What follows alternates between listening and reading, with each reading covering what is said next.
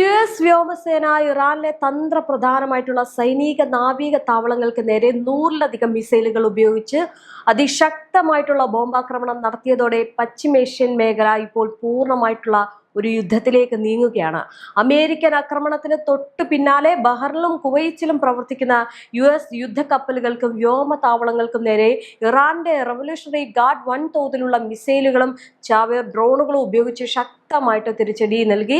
ആഗോള ഇന്ധന വിപണിയുടെ ഏറ്റവും പ്രധാനപ്പെട്ട ഈ ജലപാതയായിട്ടുള്ള ഹോർമുസ് കടലിടുക്കിൽ ഇറാൻ പൂർണ്ണ ഉപരോധം ഏർപ്പെടുത്തിയതോടെ വിദേശ കപ്പലുകളെ അല്ലെങ്കിൽ ആ കപ്പലുകളുടെ ഗതാഗതം പൂർണ്ണമായിട്ടും തടസ്സപ്പെടുകയും ലോകമെമ്പാടും ക്രൂഡ് ഓയിൽ വിതരണത്തിൽ കടുത്ത പ്രതിസന്ധി രൂപപ്പെടുകയും ചെയ്തിട്ടുണ്ട്. അതായത് പിടിച്ചു നിർത്താൻ കഴിയാത്തത്രയും ആഘാതത്തിലേക്ക് ഈ ഒരു യുദ്ധം എത്തി.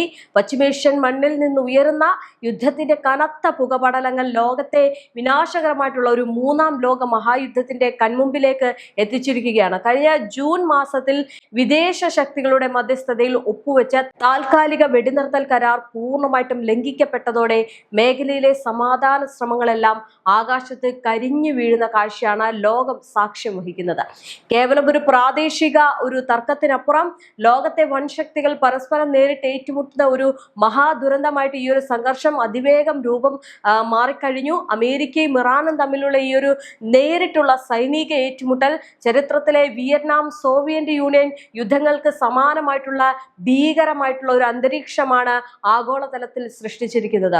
ഒരു വശത്ത് ലോകത്തെ ഏറ്റവും വലിയ സൈനിക ശക്തിയായ അമേരിക്കയും മറുവശത്ത് അത്യാധുനിക മിസൈൽ വ്യൂഹങ്ങളുമായിട്ട് ഇറാനും നേർക്കുനേർ നിൽക്കുമ്പോൾ ഏത് നിമിഷവും അറ്റോമിക് ആയുധങ്ങൾ വരെ പ്രയോഗിക്കപ്പെട്ടേക്കാവുന്ന അതീവ ഗുരുതരമായിട്ടുള്ള അടിയന്തരാവസ്ഥയിലേക്കാണ് പശ്ചിമേഷ്യ ഇപ്പോൾ നിലകൊള്ളുന്നത്. ലോകത്തിലെ ഏറ്റവും തന്ത്രപ്രധാനമായിട്ടുള്ള എണ്ണക്കപ്പൽ പാതയായിട്ടുള്ള ഹോർമുസ് കടലിടുക്കിന്റെ നിയന്ത്രണത്തെ ചൊല്ലിയാണ് ഈ തർക്കം ആരംഭിച്ചത്.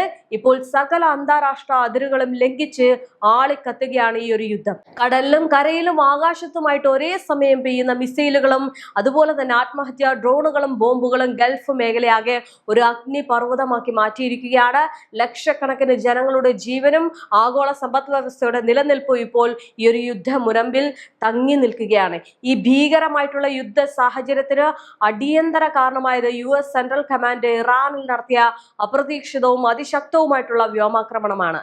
ഇറാന്റെ തന്ത്രപ്രധാനമായിട്ടുള്ള 100-ലധികം സൈനിക താവളങ്ങൾ, കപ്പൽശാലകൾ, കമാൻഡ് സെന്ററുകൾ, ഭൂഗർഭ മിസൈൽ സംഭരണശാലകൾ എന്നിവ ലക്ഷ്യമിട്ടായിരുന്നു അമേരിക്കയുടെ വ്യോമാക്രമണം. വിയറ്റ്നാം യുദ്ധകാലത്തെ ഓർമ്മിപ്പിക്കുന്ന രീതിയിൽ കാതടപ്പിക്കുന്ന ബോംബിംഗ് വർഷത്തോടെയാണ് US വ്യോമസേന ഇറാനിലേക്ക് ഇരച്ചു കയറിയത്.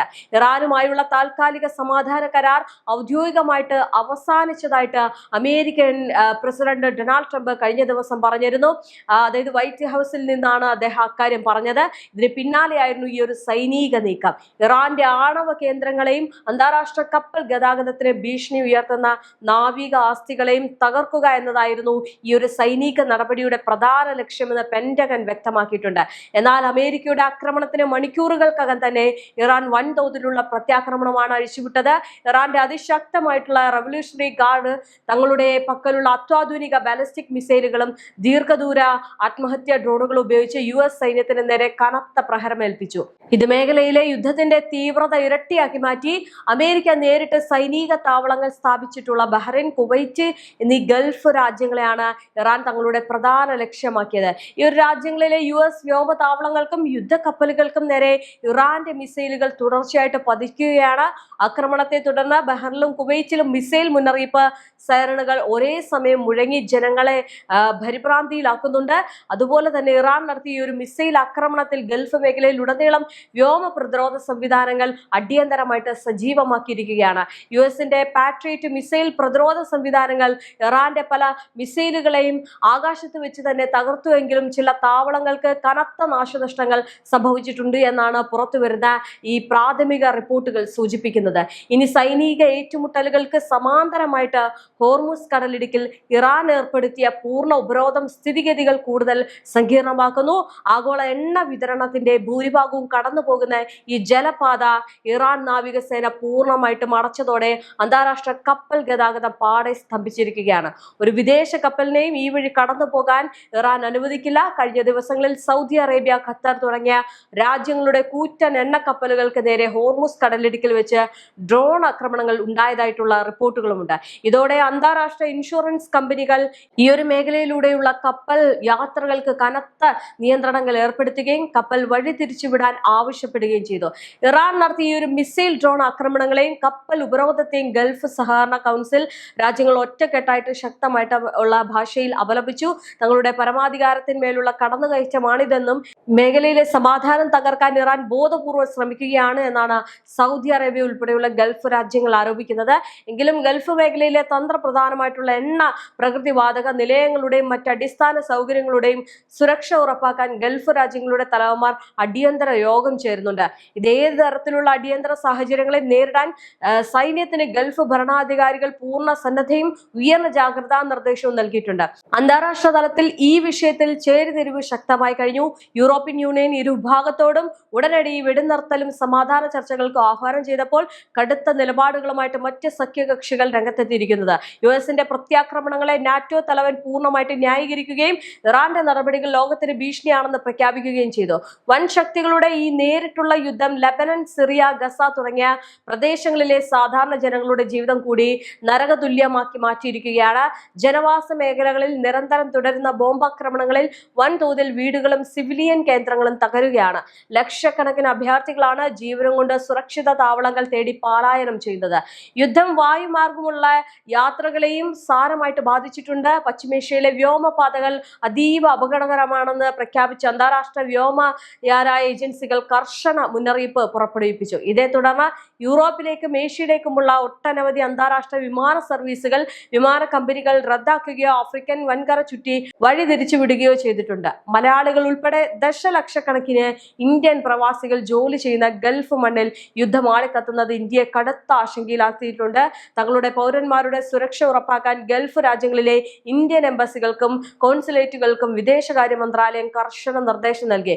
പ്രവാസികളോട് അനാവശ്യ യാത്രകൾ ഒഴിവാക്കാനും പ്രാദേശിക ഭരണകൂടങ്ങളുടെ സുരക്ഷാ നിർദ്ദേശങ്ങൾ കർശനമായിട്ട് പാലിക്കാനും എംബസികൾ ആവശ്യപ്പെട്ടിട്ടുണ്ട്. ഇന്ത്യൻ വിദേശകാര്യമന്ത്രി എസ് ജയശങ്കർ നിലവിൽ ഗൾഫ് രാജ്യങ്ങളിലെ വിദേശകാര്യമന്ത്രിമാരുമായിട്ട് നിരന്തരം ഫോണിലൂടെ ബന്ധപ്പെടുകയും സ്ഥിതിഗതികൾ വിലയിരുത്തുകയും ചെയ്യുന്നുണ്ട്. നയതന്ത്ര ചർച്ചകളിലൂടെ മാത്രമേ ഈ പ്രതിസന്ധിക്ക് പരിഹാരം കാണാൻ സാധിക്കൂ എന്നും ഇരുവിഭാഗവും അടിയന്തരമായിട്ട് യുദ്ധത്തിൽ നിന്ന് പിന്മാറണമെന്നും ഇന്ത്യ അന്താരാഷ്ട്ര വേദികളിൽ ശക്തമായിട്ട് ആവശ്യപ്പെട്ടു കഴിഞ്ഞു. ഈ ഒരു പശ്ചിമേഷ്യൻ യുദ്ധം കേവലം ഒരു സൈനിക തകർച്ച മാത്രമല്ല, മറിച്ച് വരാനിരിക്കുന്ന കനത്ത ആഗോള സാമ്പത്തിക പ്രതിസന്ധിയുടെ തുടക്കം കൂടിയാണെന്നാണ് സാമ്പത്തിക വിദഗ്ധർ ഇതിനെ വിലയിരുത്തുന്നത്. ഹോർമുസ് കടലിടുക്കിലെ ഉപരോധം നീണ്ടുപോയി കഴിഞ്ഞാൽ അന്താരാഷ്ട്ര വിപണിയിൽ അസംസ്കൃത എണ്ണവില നിയന്ത്രണാതീതമായിട്ട് കുതിച്ചുയരും. ഇത് ലോകമെമ്പാടും ഇന്ധനക്ഷാമത്തിനും കടുത്ത സാമ്പത്തിക മാന്ദ്യത്തിനും കാരണമാകും.